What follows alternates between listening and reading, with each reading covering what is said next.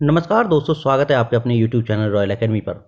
दोस्तों, आज हम पढ़ने वाले हैं फिजिक्स के बार बार पूछे जाने वाले अति महत्वपूर्ण 50 प्रश्न। दोस्तों, ये प्रश्न आपकी प्रतियोगी परीक्षाओं में बार बार रिपीट होते रहते हैं। तो दोस्तों, शुरू करते हैं अपने पहले सवाल से। अब पहला क्वेश्चन है, डॉपलर प्रभाव संबंधित है। ऑप्शन ए है मुद्रा प्रचलन, ऑप्शन बी है मनोविज्ञान, ऑप्शन सी है ध्वनि और ऑप्शन डी है जनसंख्या। तो दोस्तों, आपके प्रश्न का सही आंसर हो जाएगा ऑप्शन नंबर सी, ध्वनि से। तो डॉपलर प्रभाव जो होता है वह ध्वनि से संबंधित होता है। बात करते हैं अगले क्वेश्चन की। आपका प्रश्न है, ध्वनि तरंगें किसके कारण प्रतिध्वनि उत्पन्न करती हैं। ऑप्शन ए है विवर्तन, ऑप्शन बी है अपवर्तन, ऑप्शन सी है परावर्तन और ऑप्शन डी है इनमें से कोई नहीं। तो दोस्तों, इसका सही आंसर हो जाएगा ऑप्शन नंबर सी, परावर्तन। तो दोस्तों, जो ध्वनि तरंगें होती हैं वह परावर्तन के कारण ही प्रतिध्वनि उत्पन्न करती हैं। आपका क्वेश्चन नंबर 3 है, ध्वनि तरंगों की प्रकृति होती है। तो दोस्तों, ध्वनि तरंगों की प्रकृति कैसी होती है। ऑप्शन ए है अनुदैर्ध्य, ऑप्शन बी है अप्रगामी, ऑप्शन सी अनुप्रस्थ, ऑप्शन डी है विद्युत चुम्बकीय। तो दोस्तों, ध्वनि तरंगों की जो प्रकृति होती है वह होती है अनुदैर्ध्य प्रकार की। तो ध्वनि तरंगों की जो प्रकृति होती है वह अनुदैर्ध्य प्रकार की होती है। ऑप्शन नंबर ए आपका सही आंसर हो जाएगा। बात करते हैं अगले प्रश्न की। यदि किसी स्थान के तापमान में सहसा वृद्धि हो जाए तो अपेक्षित आर्द्रता पर क्या प्रभाव पड़ेगा। दोस्तों, अगर कहीं किसी भी जगह पर टेम्परेचर बढ़ जाता है, गर्मी बढ़ जाती है, तो वहाँ पर आर्द्रता पर यानी कि नमी पर क्या असर पड़ेगा। ऑप्शन ए है बढ़ती है, ऑप्शन बी है घटती है, ऑप्शन सी है स्थिर रहती है और ऑप्शन डी है घटती और बढ़ती रहती है। तो दोस्तों, आपका सही आंसर हो जाएगा ऑप्शन नंबर बी, यानी कि घटती है। बात करते हैं अगले क्वेश्चन की। अगला क्वेश्चन है आपका क्वेश्चन नंबर 5। दोस्तों, आपका अगला सवाल है, ठोस से द्रव में पदार्थ के अवस्था परिवर्तन को क्या कहते हैं। तो दोस्तों, जब कोई पदार्थ सॉलिड से लिक्विड में जाता है तो उसको क्या बोलते हैं। ऑप्शन ए है वाष्पन, ऑप्शन बी है गलन, ऑप्शन सी है क्वथन और ऑप्शन डी है इनमें से कोई नहीं। तो दोस्तों, इसका सही आंसर हो जाएगा ऑप्शन नंबर बी, गलन। बात करते हैं अगले क्वेश्चन की। क्वेश्चन नंबर 6 है आपका, आणविक संगठन के द्वारा ऊष्मा का संप्रेषण क्या कहलाता है। तो दोस्तों, ऑप्शन नंबर ए है संवहन, ऑप्शन बी है विकिरण, ऑप्शन सी है चालन और ऑप्शन डी है प्रकीर्णन। तो दोस्तों, इसका सही आंसर हो जाएगा ऑप्शन नंबर ए, संवहन। तो दोस्तों, यदि अणुओं के चलने के कारण ऊष्मा एक स्थान से दूसरे स्थान पर जा रही है तो उसको बोलते हैं हम संवहन। क्वेश्चन नंबर 7 है आपका, निम्नलिखित में से किसके द्वारा अधिक ज्वालक पैदा होता है। तो अर्थात किसके द्वारा अधिक जलन पैदा होती है। ऑप्शन ए है भाप, ऑप्शन बी है गर्म हवा, ऑप्शन सी है सूर्य किरणें और ऑप्शन डी है ये सभी। तो सही आंसर हो जाएगा आपका ऑप्शन नंबर ए, भाप। तो दोस्तों, गर्म पानी की अपेक्षा भाप से जलना अधिक हानिकारक होता है। बात करते हैं क्वेश्चन नंबर 8 की। ऊष्मा का सबसे अच्छा चालक कौन सा होता है। ऑप्शन ए है चांदी, ऑप्शन बी है सोना, ऑप्शन सी है तांबा और ऑप्शन डी है एल्यूमिनियम। तो दोस्तों, इसका सही आंसर हो जाएगा ऑप्शन नंबर ए, चांदी। तो जो चांदी होता है दोस्तों, वह ऊष्मा का और विद्युत का सबसे ज़्यादा अच्छा चालक होता है। बात करते हैं अगले प्रश्न की। बर्फ पर दाब बढ़ाने से उसका गलनांक पर क्या फर्क पड़ेगा। दोस्तों, ऑप्शन ए घट जाएगा, ऑप्शन बी है बढ़ जाएगा, ऑप्शन सी है शून्य हो जाएगा, ऑप्शन डी है अपरिवर्तित रहेगा। तो दोस्तों, इसका सही आंसर हो जाएगा ऑप्शन नंबर ए, घट जाएगा। तो दोस्तों, बर्फ पर यदि दाब बढ़ाते हैं तो उससे गलनांक घट जाता है। दोस्तों, अगला प्रश्न है, एक हॉर्स पावर में कितने वाट होते हैं। तो ऑप्शन ए है 450 वाट, ऑप्शन बी है 600 वाट, ऑप्शन सी है 734 वाट और ऑप्शन डी है 746 वाट। तो दोस्तों, इसका सही आंसर हो जाएगा ऑप्शन नंबर डी, 746 वाट। आपका अगला क्वेश्चन है, लोहे की सुई पानी की सतह पर तैरती है, इस परिघटना का कारण क्या है। ऑप्शन ए है श्यानता, ऑप्शन बी है गुरुत्वाकर्षण, ऑप्शन सी है पृष्ठ तनाव और ऑप्शन डी है इनमें से कोई नहीं। तो दोस्तों, इसका सही आंसर हो जाएगा ऑप्शन नंबर सी, पृष्ठ तनाव। तो दोस्तों, पृष्ठ तनाव के कारण लोहे की जो सुई है वह पानी पर तैरने लगती है। अगला प्रश्न है आपका, किस वैज्ञानिक ने सबसे पहले बर्फ के दो टुकड़ों को आपस में घिसकर पिघला दिया था। तो ऑप्शन ए है सेल्सियस, ऑप्शन बी है जूल, ऑप्शन सी है डेवी और ऑप्शन डी है इनमें से कोई नहीं। तो दोस्तों, इसका सही आंसर हो जाएगा ऑप्शन नंबर सी, डेवी। तो दोस्तों, डेवी जो वैज्ञानिक थे उन्होंने सबसे पहले बर्फ के दो टुकड़ों को आपस में लिया था, उनको आपस में घिसकर पिघला दिया था। आपका अगला प्रश्न है, निम्नलिखित में से कौन सी राशि सदिश नहीं है। तो दोस्तों, ऑप्शन ए है वेग, ऑप्शन बी है आयतन, ऑप्शन सी है विस्थापन और ऑप्शन डी है बल। तो दोस्तों, इसमें आपका सही आंसर हो जाएगा ऑप्शन नंबर बी, आयतन। यानी कि जो आयतन होता है वह सदिश राशि नहीं होता है। तो आपका सही आंसर हो जाएगा ऑप्शन बी। आपका वेग एक सदिश राशि होता है, विस्थापन एक सदिश राशि होता है और बल भी एक सदिश राशि होता है, लेकिन आयतन अदिश राशि होता है। बात करते हैं अगले प्रश्न की। आपका अगला प्रश्न है, जल में तैरना न्यूटन की गति के किस नियम के कारण संभव है। दोस्तों, ऑप्शन ए है प्रथम नियम, ऑप्शन बी है द्वितीय नियम, ऑप्शन सी है तृतीय नियम और ऑप्शन डी है ये सभी। तो दोस्तों सही आंसर हो जाएगा ऑप्शन नंबर सी, तृतीय नियम, यानी कि ऑप्शन सी आपका सही हो जाएगा। तो जल में तैरना जो है वह न्यूटन की गति के तीसरे नियम के कारण ही संभव हो पाता है। अगला प्रश्न है, वायुमंडल में बादलों के तैरने का क्या कारण है? तो ऑप्शन ए है दाब, ऑप्शन बी है घनत्व, ऑप्शन सी है ताप और ऑप्शन डी है वेग। तो दोस्तों इसका सही आंसर हो जाएगा ऑप्शन नंबर बी, घनत्व। अगला प्रश्न, दूध से क्रीम निकालने में कौन सा बल लगता है? दोस्तों ऑप्शन ए है घर्षण, ऑप्शन बी है अभिकेंद्रीय बल, ऑप्शन सी है अपकेंद्रीय बल और ऑप्शन डी है इनमें से कोई नहीं। तो दोस्तों सही आंसर हो जाएगा आपका ऑप्शन नंबर सी, यानी कि जो अपकेंद्रीय बल होता है उसके कारण ही दूध से क्रीम निकाली जा सकती है। क्वेश्चन नंबर 17 है आपका, पृथ्वी के गुरुत्वाकर्षण का कितना भाग चंद्रमा के गुरुत्वाकर्षण के सबसे नजदीक है? तो दोस्तों ऑप्शन ए है 1/2, ऑप्शन बी है 1/4, ऑप्शन सी है 1/6 और ऑप्शन डी है 1/5। तो दोस्तों पृथ्वी पर यदि गुरुत्वीय त्वरण जी है तो चंद्रमा पर जो गुरुत्वीय त्वरण होता है वह इसका 1/6 होता है। इसका अर्थ है कि आपका ऑप्शन नंबर सी सही आंसर हो जाएगा। नेक्स्ट क्वेश्चन है, निम्नलिखित में से कौन सबसे अधिक प्रत्यास्थ है? दोस्तों ऑप्शन ए है गीली मिट्टी, ऑप्शन बी है प्लास्टिक, ऑप्शन सी है रबड़ और ऑप्शन डी है स्टील। तो दोस्तों इसका सही आंसर हो जाएगा ऑप्शन नंबर डी, स्टील। तो स्टील जो होती है वह सबसे अधिक प्रत्यास्थ है। अगला क्वेश्चन है, रॉकेट किसके सिद्धांत पर कार्य करता है? तो दोस्तों ऑप्शन नंबर ए है ऊर्जा संरक्षण, ऑप्शन बी है बर्नौली प्रमेय, ऑप्शन सी है संवेग संरक्षण और ऑप्शन डी इनमें से कोई नहीं। तो दोस्तों इसका सही आंसर हो जाएगा ऑप्शन नंबर सी, संवेग संरक्षण। तो रॉकेट जो होता है वह संवेग संरक्षण के नियम पर आधारित होता है। अगला क्वेश्चन है, पदार्थ के संवेग और वेग के अनुपात से कौन सी भौतिक राशि प्राप्त की जा सकती है? तो दोस्तों ऑप्शन ए है वेग, ऑप्शन बी है द्रव्यमान, ऑप्शन सी है कोणीय वेग और ऑप्शन डी है त्वरण। दोस्तों यदि संवेग और वेग के अनुपात निकाला जाए तो हमें द्रव्यमान प्राप्त होता है। तो आपका ऑप्शन बी यहां पर सही आंसर हो जाएगा। चलते हैं अगले प्रश्न की तरफ। नेक्स्ट क्वेश्चन है, निम्नलिखित में से कौन एक सदिश राशि नहीं है? दोस्तों ऑप्शन ए है वेग, ऑप्शन बी है संवेग, ऑप्शन सी है द्रव्यमान और ऑप्शन डी है कोणीय वेग। तो दोस्तों इसका सही आंसर हो जाएगा ऑप्शन नंबर सी, द्रव्यमान। तो दोस्तों द्रव्यमान जो होता है वह एक अदिश राशि होता है। तो ऑप्शन सी आपका सही हो जाएगा, द्रव्यमान सदिश राशि नहीं होता है।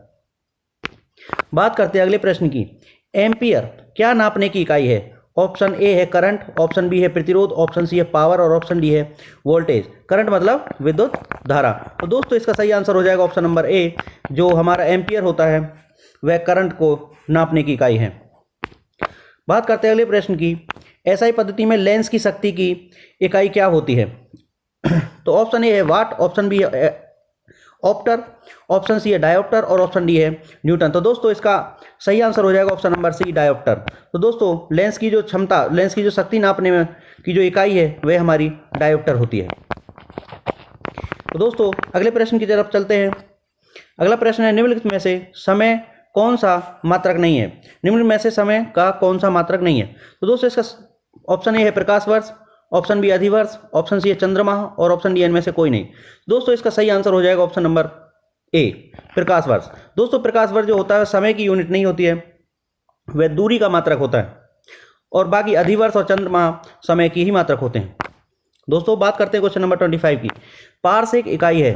दोस्तों ऑप्शन ए है द्रव्यमान की, ऑप्शन बी है चुंबकीय बल की, ऑप्शन सी है समय की और ऑप्शन डी है दूरी की। तो दोस्तों इसका सही आंसर हो जाएगा ऑप्शन नंबर डी, दूरी की। दोस्तों जो पारसेक होता है वह दूरी नापने की सबसे बड़ी इकाई होती है।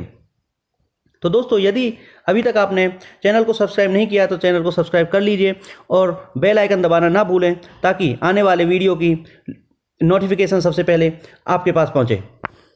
नेक्स्ट क्वेश्चन है, कार्य का मात्रक है। ऑप्शन ए है वाट, ऑप्शन बी है जूल, ऑप्शन सी है न्यूटन और ऑप्शन डी है एम्पियर। तो दोस्तों इसका सही आंसर हो जाएगा ऑप्शन नंबर बी, जूल। जो कार्य का मात्रक होता है वह जूल होता है और सभी प्रकार की ऊर्जाओं का मात्रक भी जूल ही होता है। क्वेश्चन नंबर 27, निम्न में से किसका उपयोग खाना बनाने वाले ईंधन के रूप में नहीं किया जाता है? ऑप्शन ए है LPG, option B biogas, option C CNG और ऑप्शन डी कोयला। तो दोस्तों इसका सही आंसर हो जाएगा सीएनजी। सीएनजी की फुल फॉर्म होती है कंप्रेस्ड नेचुरल गैस। तो दोस्तों एलपीजी का उपयोग खाना बनाने में किया जाता है, बायोगैस का उपयोग खाना बनाने में किया जाता है, कोयला का उपयोग खाना बनाने में किया जाता है, लेकिन सीएनजी का उपयोग खाना बनाने में नहीं किया जाता है। अगले प्रश्न की बात करते हैं। सौर सेल और सौर ऊर्जा को किस ऊर्जा में रूपांतरित करते हैं? तो दोस्तों ऑप्शन ए विद्युत ऊर्जा, ऑप्शन बी है गतिज ऊर्जा, ऑप्शन सी है यांत्रिक ऊर्जा, ऑप्शन डी है ताप ऊर्जा। तो दोस्तों इसका जो सही आंसर हो जाएगा वह हो जाएगा ऑप्शन नंबर ए। तो दोस्तों जो सौर सेल होते हैं, जो सोलर प्लेट होती हैं, वह अपने ऊपर आने वाली सोलर ऊर्जा को, सोलर एनर्जी को विद्युत ऊर्जा में परिवर्तित कर देती हैं। दोस्तों अगला प्रश्न है, सौर सेल बनाने के लिए किस धातु का उपयोग किया जाता है? तो दोस्तों option A steel, option B है सिलिकॉन, ऑप्शन सी है अभ्रक और ऑप्शन डी है सीसा। तो दोस्तों इसका सही आंसर हो जाएगा option number B silicon. Basically ये एक अधातु होती है, उपधातु होती है। जो सिलिकॉन होती है वह एक उपधातु होती है जिसका उपयोग सौर सेल या सोलर पैनल बनाने में किया जाता है। तो ऑप्शन बी आपका सही आंसर हो जाएगा। बात करते हैं अगले प्रश्न की। अगला प्रश्न है, ऊर्जा के सभी रूप में अंततः स्रोत किसे माना जाता है? तो दोस्तों ऑप्शन ए है कोयला, ऑप्शन बी है परमाणु, ऑप्शन सी है जल और ऑप्शन डी है सूर्य। तो दोस्तों इसका सही आंसर हो जाएगा ऑप्शन नंबर डी सूर्य। तो दोस्तों ऊर्जा के सभी रूपों में जो रूपों का जो स्रोत माना जाता है वह सूर्य ही माना जाता है। सूर्य से आने वाली ऊर्जा ही बाद में किसी न किसी अन्य रूप को ग्रहण कर लेती है। अगला प्रश्न है, नाभिकीय ऊर्जा प्राप्त करने के लिए आवश्यक है? दोस्तों ऑप्शन ए है क्रोमियम, ऑप्शन बी है सिलिकॉन, ऑप्शन सी है यूरेनियम और ऑप्शन डी है एल्युमिनियम। तो दोस्तों आपका सही आंसर हो जाएगा ऑप्शन नंबर सी यूरेनियम। तो दोस्तों नाभिकीय ऊर्जा प्राप्त करने के लिए हमें यूरेनियम की आवश्यकता होती है। जो रेडियो एक्टिव पदार्थ होते हैं उनसे हमें नाभिकीय ऊर्जा प्राप्त होती है, जैसे कि यूरेनियम है, प्लूटोनियम है, थोरियम है और रेडियम है। ये सब रेडियो एक्टिव पदार्थ हैं और इनके विखंडन से हमें नाभिकीय ऊर्जा प्राप्त होती है। अगला प्रश्न है, विद्युत चुम्बकीय प्रेरण की खोज किसने की थी? तो दोस्तों ऑप्शन ए है मैक्सवेल ने, ऑप्शन बी है फ्लेमिंग ने, ऑप्शन सी है फेराडे ने, ऑप्शन डी है एम्पियर ने। तो दोस्तों इसका सही आंसर हो जाएगा ऑप्शन नंबर सी फेराडे ने। तो दोस्तों जो विद्युत चुम्बकीय प्रेरण की खोज की थी वो फेराडे ने की थी। दोस्तों यदि अभी तक आपने चैनल को सब्सक्राइब नहीं किया तो सब्सक्राइब कर लीजिए, क्योंकि यहाँ पे आपको रोज़ एक नई वीडियो मिलती रहती है।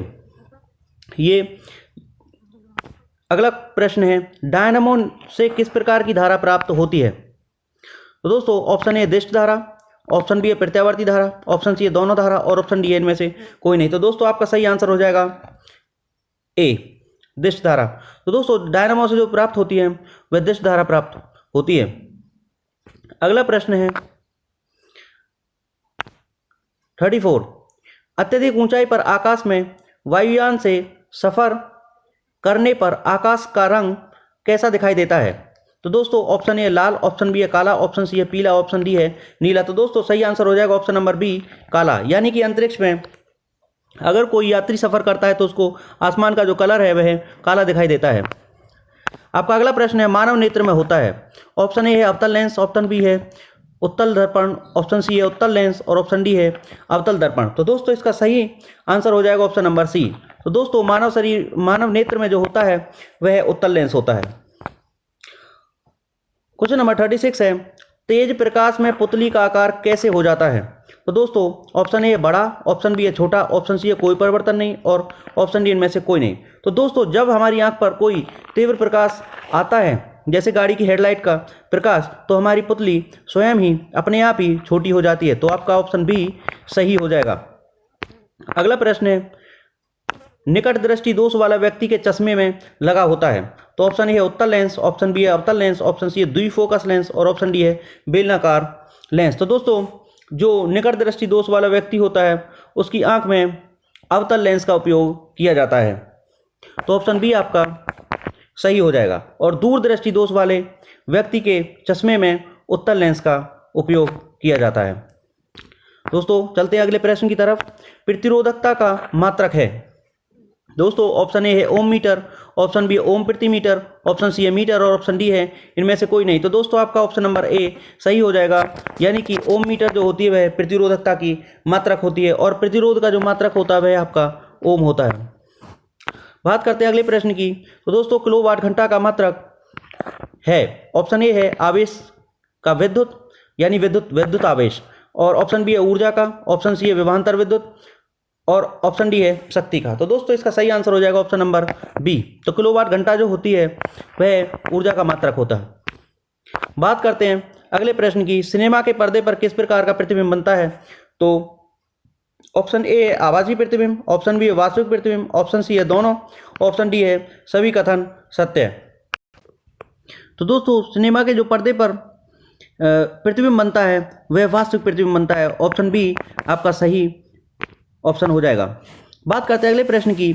अगला क्वेश्चन है, किसी नेत्र का निकट बिंदु है? ऑप्शन ए है 2.5 सेंटीमीटर, ऑप्शन बी है 25 सेंटीमीटर, ऑप्शन सी है 2.5 मीटर, ऑप्शन डी है 3 मीटर। तो दोस्तों इसका सही आंसर हो जाएगा ऑप्शन नंबर बी 25 सेंटीमीटर।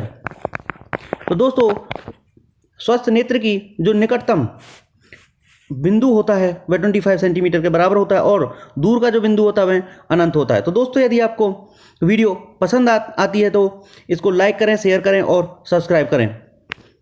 अगले प्रश्न की तरफ चलते हैं। सामान्य नेत्र की रेटिना पर बनने वाला प्रतिबिंब होता है? ऑप्शन ए है आभासी और सीधा, ऑप्शन बी है वास्तविक और सीधा, ऑप्शन सी है वास्तविक और उल्टा, और ऑप्शन डी आभासी और उल्टा। तो दोस्तों आपका सही आंसर हो जाएगा ऑप्शन नंबर सी वास्तविक और उल्टा। तो दोस्तों सामान्य नेत्र की जो रेटिना पर बनने वाला प्रतिबिंब होता है वह वास्तविक और उल्टा होता है, यानी कि हमारी आंख में जो प्रतिबिंब बनता है भीतर वह वास्तविक होता है और उल्टा प्रतिबिंब बनता है वस्तुओं का। दोस्तों चलते हैं अगले प्रश्न की तरफ, और आपका नेक्स्ट क्वेश्चन है, हीरा का अपवर्तनांक है?